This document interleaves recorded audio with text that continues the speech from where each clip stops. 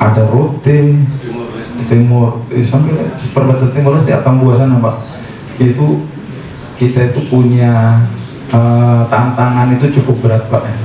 Bukan hanya persoalan bagaimana membangun ya, menggali, memasang fondasi, kemudian itu sampai memasang tower dan lain-lain, tetapi jaraknya saja Pak. Ini mungkin saat ini kalau dari sini ke Sumbawa masih ada lah ya, mungkin dari sini ke Jakarta ke PP itu sekarang lagi penerbangan lagi penuh kan. Biasanya itu kita terkendala Pak, di sana perlu sesuatu untuk membawa barang-barang, membawa material, mobilisasi tenaga kerja, tapi kondisinya NTB selalu penuh dengan tamu-tamu. Itu menjadi tantangan buat kita juga. Yang saat ini kan ada kegiatan juga ya Pak ya, kegiatan olahraga masyarakat ya. Memang pilihannya itu kami juga UI Pak, unit induk pariwisata Pak. Iya, jadi memang banyak juga di sini. Jadi itu menjadi tantangan buat kami dari Lombok sampai dengan ke semua area di sana. Jadi pulau-pulau kecil juga kita lagi lakukan juga di sana. Nanti ada PLTS Pak. Lanjut. Ini Pak yang jadi kalau dilihat itu kayak ring ya Pak ya. Itu ring itu satu loop itu, jadi tadinya awal saya itu tidak ada Pak, 2012 belum ada. Jadi masih ada yang 2012 itu masih ada Ampenan Jeranjang, baru itu yang karena ada mau Kuta ada MotoGP, berarti Sengkol Pak Motong Sengkol sampai ke Praia sampai ke Kuta. Nah sekarang udah lanjut. Jadi semuanya saling mengisi, itu ada pembangkit Pak, di situ ada pembangkit TP2, ada di sana ada yang di LED, kemudian di bawah sini. Jadi semuanya sudah menjadi satu kesatuan. Jadi sangat baik sekali Pak. Artinya listrik di NTB ini ya secara jaringan, secara kesatuan sudah saling menyatukan. Jadi tidak ada lagi nih yang punya kami katanya, enggak, itu sudah saling terhubung semuanya Pak. Nah kita itu di ujung itu karena sepotong juga lagi kemarin lagi naik-naiknya permintaan Pak, itu kita lagi lakukan untuk pemasangan ISUTT dari Jeranjang sepotong itu yang tanda titik-titik itu Pak. Nah itu nanti dijelaskan di rumah Pak. Jadi yang lagi jalan sekarang ada 3 di NTB, terutama yang di Lombok ya. Lombok itu ada Sambelia, PLTU, kemudian Jalan Sekontong, kemudian itu ada yang di Jeranjang sendiri. Lanjut. Ini untuk yang sistem Sumbawa. Sistem Sumbawa memang nggak ring Pak bentuknya Pak ya. Dia kalau ada satu aja yang putus untuk STT kemungkinan akan terbagi 2 antara selatan sama utara ya. Nanti itu bisa jadi barat sama timur ya. Nanti akan terputus di tengah, bisa bagi 2 itu ya. Tapi kita sudah bagi 2 Pak. Pembangkitan sebelah barat sama pembangkitan sebelah timur, supaya ini tetap nanti walaupun nanti ada putus di tengah atau putus di mana, tetap ada menyuplai untuk semuanya. Sebenarnya ini juga sedikit handal, tapi lebih handal yang tadi karena sudah bentuk ringnya. Ini sedikit handal. Nanti ya mudah-mudahan nanti bisa ada bentuk ring dari bawah sampai ke atas, sehingga nanti ada yang isi untuk seandainya ada gangguan di tengah atau untuk semua pembangkitan saat ini Pak ya, di sistemnya Lombok dan Sumbawa itu kita hampir 300-an mega ya, 300 mega, dan itu semuanya masih ya kita anggap EBT itu energi baru terbarukan kita harus penuhi nantinya sampai di 23% itu ya. Sekarang masih bisa lah ya, 32% itu ada PLTMA Santong, kemudian ada PLTS di Pringgabaya juga, kemudian ada yang di Praia dekat apa namanya, yang di Praia dekat PLTS dekat Selong, Selong dekat sama apa namanya bandara. Lanjut. Sengkol. Lanjut. Ini tuh Flores Bapak Ibu, ini Flores ini menjadi sebenarnya proyeknya kami karena di situ ada panas bumi ya. Panas bumi itu sekarang lagi digemari di semua negara karena dia EBT yang paling bisa dianggap yang paling ideal lah karena dia stabil, kemudian itu bisa dikendalikan uapnya, kemudian itu dia dapat diremajakan gitu ya. Nah, saat ini di Pulau Flores itu Bapak Ibu itu kapasitas untuk potensinya hampir 600 mega gitu ya. Nah, kemudian ini kita lagi bangun di sana supaya nanti bisa juga disalurkan ke tempat lain di samping dengan PLTS yang lain. Itu Bapak Ibu. Lanjut. Ini juga untuk yang timur juga sama, masih bentuknya itu Bapak, kalau ada itu kelihatan ya, masih ada garis-garis ya, itu nanti bentuknya loop-loop kayak gitu Pak, supaya lebih stabil ya. Nanti kalau ada yang putus di tengah, kita masih bisa ngambil dari bawah. Nah itu model untuk kayak jalan tol lah ya dibilangnya. Tapi jalan tolnya ini kami ini jalan tol yang kuning itu masih sampai ke ujung, sampai dari Pulau Timur itu di Kupang sampai ke Kabupaten Belu di Atambua. Nah itu masih yang satu ya. Nanti harapannya bisa seperti itu supaya nanti kalau ada yang gangguan bisa seperti yang di Lombok ya. Makanya di Lombok itu jarang sekali padam ya. Kecuali kalau nanti ada krisis energi lah ya. Karena kita masih pakai bahan bakar minyak ya. Itu harapannya nanti cara alternatif di Lombok ini ya matahari beberapa, tapi kan siang aja Pak ya kalau matahari ya. Itu pun kalau dari jam 10 sampai jam 3 setelahnya itu paling 70% 50% habis. Baterai kita perlu berapa besar ya Pak ya, untuk membuat itu. Nah itu kalau di negara luar memang satu areal padang pasir itu baterai semua bisa, dan mereka kuat ya untuk pembiayaan itu. Nah ini kita kan lagi pembiayaan ya, ini lambat laun nanti akan kita lakukan juga PLTS, cari-cari air sedikit kita ya, apa gitu kira-kira. Kalau kemarin kita lagi uji untuk yang panas bumi yang di Rinjani juga belum bisa termanfaatkan. Nah ini lagi dicari cara alternatif apa yang bisa menggantikan nanti solar sama batu bara yang di Ciranjang sama yang di Sambelia. Itu Pak, itu tantangan kami berikutnya. Ya mungkin bukan generasi kita lah ya, nanti 10 tahun lagi itu pasti akan larinya ke sana. Kira-kira di Lombok ini yang bisa untuk potensi BT apa? Nah itu Pak, lagi tantangan kami yang kami cari. Lanjut. Ini Pak, ini udah dilihat ya, udah tahu ya Pak ya, mulai dari pembangkit, kita bangkitkan biasanya nggak pakai generator ya, kalau kita pakai ngengkol diesel itu gitu, masuk keluar dari pembangkit, kemudian ada switcher di depan pembangkit itu, kemudian masuk ke transmisi, dari transmisi ke gardu induk, dari gardu induk tahu ya Pak ya, gardu induk yang kemarin, gardu induk itu sebagai tempat terminalnya lah, berkumpullah di situ energi semua, nanti dari situ pindah kemana, ke rumah-rumah ya, dari 20 kV.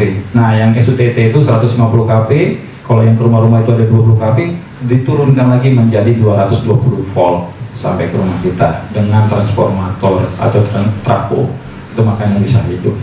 Ini Pak, ilustrasi sampai rumah. Lanjut ya, ini jenis-jenis pembangkit saja Pak yang ada di NTB. Makanya saya bilang tadi, kira-kira nanti menggantikan ini apa saja ya, hampir 300 mega Pak. Kalau ada yang ahli-ahli di anak-anak kita nanti mungkin di sini ada potensi yang lain bisa menggantikan semua ini. Masih PLTU kita masih pakai bahan bakar dari masih dari Kalimantan, dari Sumatera besar Pak. Kalimantan kita rawang di sini. PLTD juga, diesel juga kita nggak ada di sini, minyak masih kita ambilkan dari mana-mana. Lanjut. Ini juga sama gas, ini kita punya gas di sini, semoga ini gasnya tetap bertahan Pak. Kita punya PLTMG yang ada di sini, semoga itu. Ini gas itu masih lumayan Pak. Kita pakai gas dan uap itu. Kita punya gas, kemudian kita punya PLTA juga di sini yang ada di Santong, yaitu cuma 2 kali 1 mega. Lanjut. Nah ini PLTS Surya kita juga punya. Nah ini yang nggak ada jenis pembangkit belum dikembangkan di NTB itu PLTP, panas bumi, berbentuk angin, kemudian tinggal gelombang laut atau nuklir, atau ada yang lain nanti mungkin ada yang kemungkinan bisa mengganti. Kalau kita kelihatan ini setahun, 2 tahun, 3 tahun, tapi 10 tahun lagi itu akan kita perlukan, Pak. Itu makanya artikel tentang itu atau survei-survei tentang itu nanti akan menggantikan yang di atas tadi 5 tadi itu. Lanjut, cuma diklik. Ini nggak bisa diklik ya. Oh, nah, sebelum balik tentang tadi. Ini mungkin nggak usah lah Pak ya, ini udah tahu lah ya bagaimana proses pembangkitan PLTU itu yang sekarang itu. Jadi batu bara itu Pak yang warna hitam naik ke atas ya, itu ada boiler besar itu boiler itu menghasilkan uap, jadi air dipanaskan hasilnya itu yang menekan nanti generator itu akan mutar turbin akan bersambung dengan generator itu menghasilkan listrik. Itu aja Pak. Nanti tapi kelihatan simpel, tapi kalau kita bangun Pak, ini Pak masang pajelnya itu Pak, mengkol dikit aja di ujung sana untuk conveyor belt untuk ngangkut batu bara itu udah nggak bisa masuk nanti ke silo atau ke bunkernya, udah salah. Makanya ini kelihatan simple gini ya, nggak ada ilustrasi aja, tapi kok di lapangan Pak banyak sekali kendalanya, yang tanahnya lah tidak sesuai lah, hujan lah, yang terhadap masyarakat sekitarnya lah, terhadap tenaga kerjanya adalah, itu tantangan kami lah Pak yang kami lakukan di sana. Tapi intinya yang kita sudah beroperasi sekarang ini ya syukur itu sudah bisa menyuplai untuk ke masyarakat NTB, sehingga ya hampir 100% kita sudah terlistriki untuk rumah. Lanjut. Ini kebutuhan listrik ini untuk yang ini ya. Ini sedikit Pak, ini posisinya di sana sih di Pulau, seperti saya sampaikan tadi, memang ada di sana itu Pak, gini Pak, izin Pak, di sana itu kekurangan listrik, punya potensi, tapi mereka tidak mau Pak. Punya potensi tapi tidak mau. Kenapa? Ya memang ada beberapa, kalau kita bilang LSM menyatakan bahwa geothermal itu barang yang berbahaya, yang menakuti semua orang gitu ya. Padahal kalau kita jalan-jalan kemana, ke PLTP, Kamojang atau kemana, itu kan gambaran kalau udah geothermal kan panas bumi kan ya, uap yang dari bawah kan ya, uap air itu kan ya. Tapi di sana itu dianggap kita ya racun lah, H2S. Mereka takut tuh H2S. Ya kalau kita mau ke Sembalun kan ada, kalau di atas Pradijani pasti bau belerang. Nah itu yang ditakutkan mereka, belerangnya itu. Nah itu belerangnya katanya merusak seng dan lain-lain dan sebagainya ya. Itu tantangan kami di sana Pak untuk menyelesaikan kelistrikan di sana. Di sana masih kekurangan, tapi mereka masih menganggap kita merusak seng mereka, H2S mereka. Nah, lagi kami usahakan supaya dengan media juga nanti ya kalau memang kita mohon bantuannya untuk yang tadi ini geothermal ya. Geothermal itu punya andil yang besar untuk nanti anak cucu kita itu menggunakannya, karena ini sebuah peradaban. Putus saja tuh. Ya itu udah kekurangan. Ya, karena memang ini peradaban Pak. Karena H2S bau dan sebagainya apa gitu ya.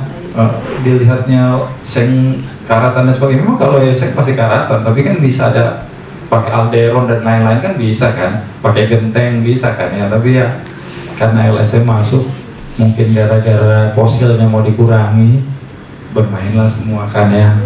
Fosil mau dikurangi, batu bara mau dikurangi, minyak mau dikurangi, kita mau masuk pakai ya di sana lah kita bilang. Jadi agak tantangan kami di sana. Jadi memainkan perannya masyarakat untuk menolak geothermal di sana.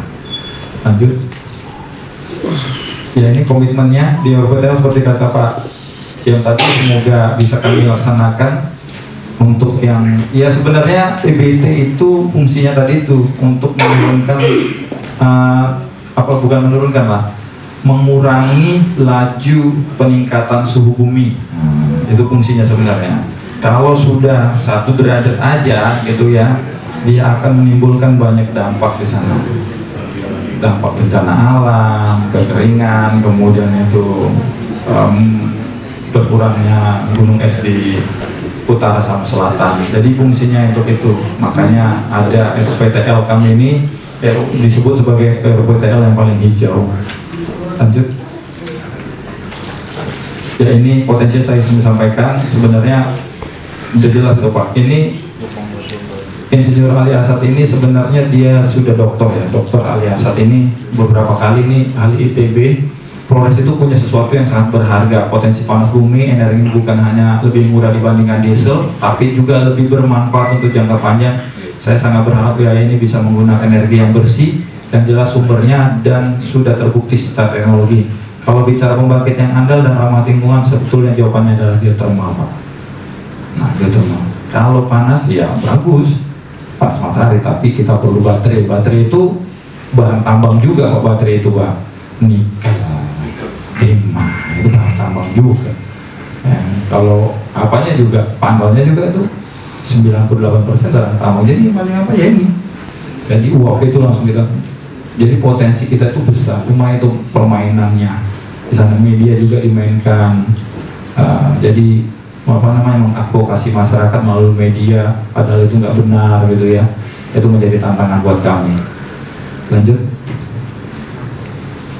Ya ini PLTP existing di beberapa tempat sebenarnya udah bukan barang biasa lagi gitu, maksudnya sudah bukan barang baru ya bagi mereka, tetapi ya permainan media dan LSM itu di sana sangat kuat ya. Lanjut. Ini pembangkit yang lain. Jadi seperti saya sampaikan tadi bahwa kenapa kami juga mengundang Bapak sekalian untuk memberikan insight ini, insight pembangkit yang sini, karena kami juga ingin mungkin dari teman-teman ada kira-kira potensi apa yang di ITB gitu ya. Nah, bisakah menggantikan tadi PLT dengan PLTD itu? Ya, salah satunya pembangkit yang panas bumi. Itu hanya yang saat ini hanya bisa dari Flores ya paling besar ya. Kalau di sini mungkin ada nanti bisa. Nanti kemungkinan dengan strateginya PLN bisa jadi listrik kita dari sana, Pak. Dari Flores beda. Kalau 10 tahun, 15 tahun mendatang. Karena itu yang diharapkan EBT. Nanti batu bara ada lagi, bisa ada lagi, ya dari sana. Ya harapannya ini menjadi tidak termasterman ya. Menjadi ya bantuan Bapak-Bapak sekalian untuk nanti bisa mempublikasikan ini. Lanjut. Ya itu Bapak sekalian, terima kasih.